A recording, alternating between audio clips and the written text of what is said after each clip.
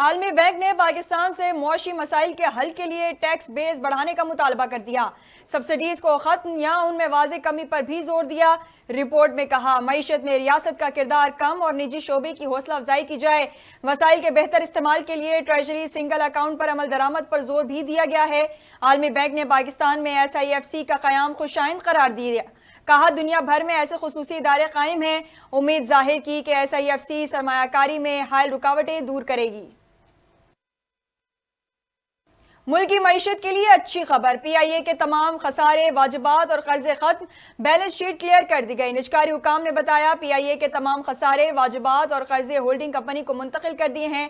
Pakistan stock exchange کو PIA کی clear balance sheet سے آگاہ کر دیا ہے۔ PIA ایویشن کے بڑے سرمایہ کاروں کے لیے پرکشش موقع ہے۔ PIA کے پاس ہر ہفتے 20 ملکوں کی 170 فلائٹس کے قیمتی روٹس ہیں۔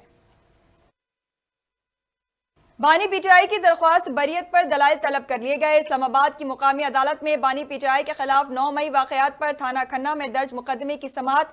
عدالت نے درخواست بریت پر نوٹس جاری کر دیے۔ 15 مئی کو دلائل ہوں گے۔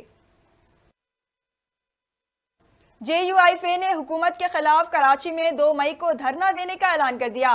راشد محمود سومرو کا کہنا ہے JUI نے 2018 کے انتخابات تسلیم نہیں کیے تھے، 2024 کے انتخابات بھی تسلیم نہیں ہیں، اب فیصلے میدان میں ہوں گے۔ پیپلز پارٹی پر الزام لگاتے ہوئے کہا کچے کے پولنگ اسٹیشنز کے نتائج بتا رہے ہیں، ڈاکو پیپلز پارٹی کے رحم و کرم پر ہیں۔ اسمبلی میں بیٹھے پیپلز پارٹی کے نواب، سردار اور وڈیرے ڈاکو کی سرپرستی کر رہے ہیں۔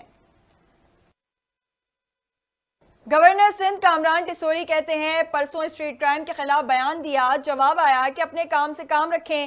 گورنر ہاؤس میں میڈیا سے گفتگو میں کہا اسٹریٹ کرائم میں اضافہ ہو رہا ہے، صوبے میں کچے کے ڈاکوؤں کا اثر بھی بڑھ رہا ہے، خود چل کر وزیر اعلیٰ سندھ اور خالد مقبول کے پاس جاؤں گا۔ خوشی کی بات ہے بلاول نے کہا کہ ہم کراچی کو اون کریں گے۔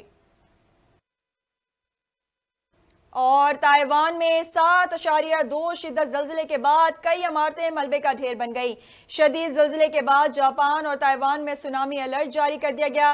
زلزلے سے 4 افراد ہلاک، 60 سے زائد زخمی، درجنوں افراد عمارتوں کے ملبے تلے پھنس گئے۔ زلزلے کا مرکز ساحلی علاقے حوالین کے قریب تھا۔ آفٹر شاکس کا سلسلہ